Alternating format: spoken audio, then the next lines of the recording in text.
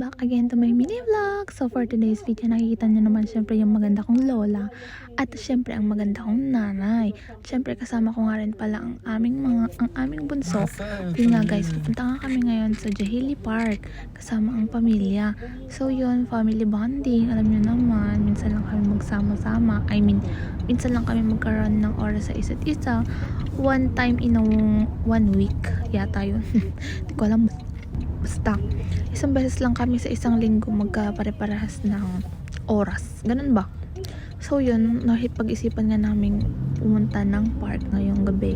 At syempre dahil winter nga, malamig, masarap ang gumala-gala pagka gabi dito sa UAE.